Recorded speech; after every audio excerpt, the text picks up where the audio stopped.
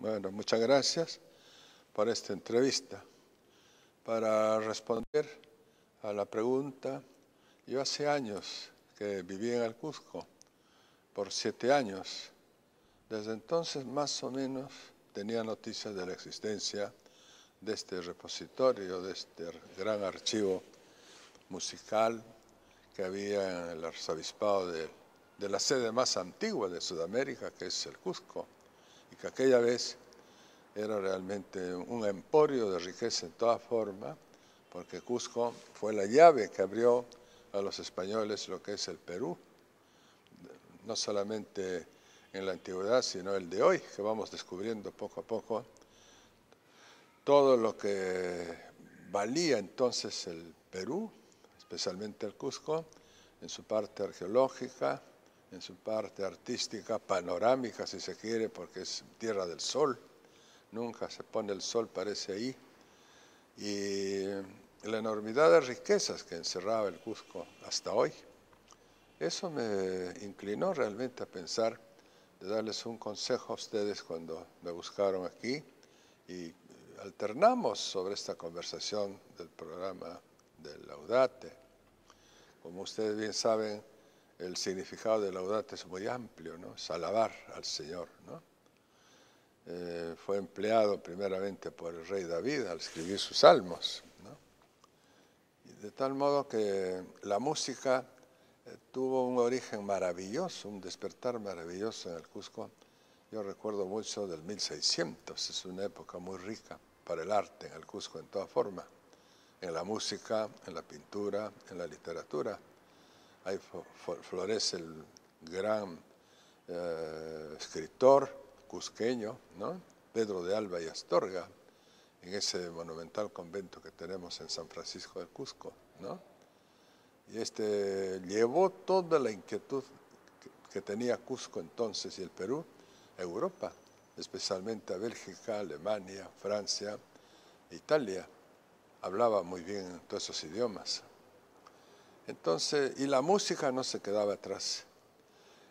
Yo todavía sentí las notas que sonaban en ese órgano famoso de la Catedral del Cusco, junto con esos instrumentos tan antiguos como la chirimía, la viola, en fin. De tal modo que era un gregoriano muy, ¿qué diría?, criollo para mí, ¿no? Se habían inspirado mucho ustedes en esa melodía tan bonita, que tiene un raigambre judío y árabe también al mismo tiempo, ¿no? Y que se empezó a canonizar, digamos así, usándolo dentro de la iglesia y cantando sus estrofas no solo en español, sino en latín. Entonces fue cuando nos inquietamos, ¿no?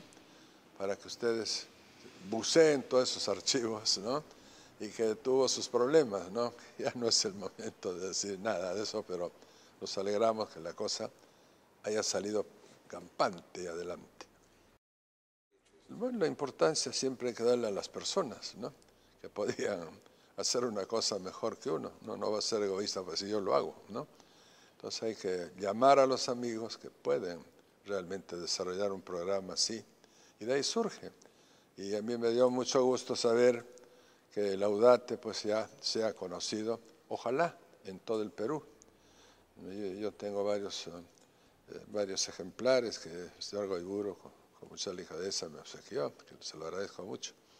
Entonces, hay cosas muy inéditas todavía que habría que seguir publicándolas. Creo que Bolivia, que nos ha ganado en eso, anda por ahí, que Bolivia ha examinado y ha ordenado sus canciones de esa época con melodías propias de las tribus, no solamente del quechua y el aymara, sino también con melodías de los guarayos, etcétera, ¿no? Entonces, ojalá que en el Perú podamos hacer algo con los campas, que son los más cercanos a nosotros. Ya el que conozca más o menos la historia se dará cuenta de lo que significa un repositorio de esa naturaleza, tanto en música como en la literatura, ¿no? Tal suerte que mucha gente se ha ocupado en siglos pasados de esto, tal modo que el Perú no ha sabido realmente ejemplarizar con esto a los demás países. No por otro motivo, sino para ver el grado de cultura que se iba llegando, asimilando cosas muy autóctonas, muy nuestras, y también trayendo el latín para el uso de los indígenas, porque los indígenas, yo recuerdo en la iglesita de Andahuaylillas, que ustedes las conocen, ahí se cantaba el latín muy bien, ¿no? Y hay recuerdos de todas esas canciones. Y lo mismo el cancionero que dejó Fray Luis Jerónimo de Oré, el primer franciscano criollo, ¿no? A ese hombre se le debe mucho que haya viajado por Europa y por todo el mundo, conoció entonces hasta la Florida, enseñando estas cosas que había en el Perú. Yo pienso que el Perú siempre valió mucho, y eso es lo que hay que tener en cuenta nosotros que hemos heredado toda esa gran fortuna. Yo pienso que no hay que desperdiciar la música que ha dejado el padre Aicúa. No sé si han oído hablar de él. Vivió acá en Lima también. Y debe tener un buen archivo musical aquí en el convento de los padres claretianos, si no es en Pueblo Libre, ese templo votivo y la cúpula más alta de Lima que tienen ellos en su templo. O bien también al padre provincial de ellos que tiene en la plazuela de Miraflores, en el parque. Y también buscar al padre, que es también consocio nuestro en la comisión nuestra, al padre San Cristóbal. Y yo diría también de los más recientes al padre Córdoba, que vive acá en Chanchamayo, ¿no? En San Ramón, un gran músico y con ese sabor quechuista que le ha dado a sus interpretaciones. El padre Aicúa fue el primero en dar un tantumergo bellísimo a tres voces, que lo hemos cantado muchas veces nosotros en el Cusco, y después el padre Córdoba, ¿no? Sería bueno que alguna vez nos conectemos con él. No sabemos apreciar los peruanos lo que tenemos, ¿no?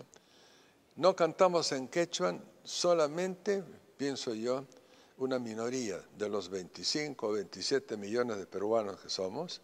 No llegamos, creo, ni a 5 millones de quechua parlantes, y menos aún de los que saben el cancionero quechua. De esto que ellos nos dejaron, porque todos esos escribieron con esa musicalidad muy indígena, de tal modo que al indígena se le evangelizó, no solo con el catecismo, enseñándoles verbalmente, sino con su música, con la teoría y la cadencia que tiene la música indígena.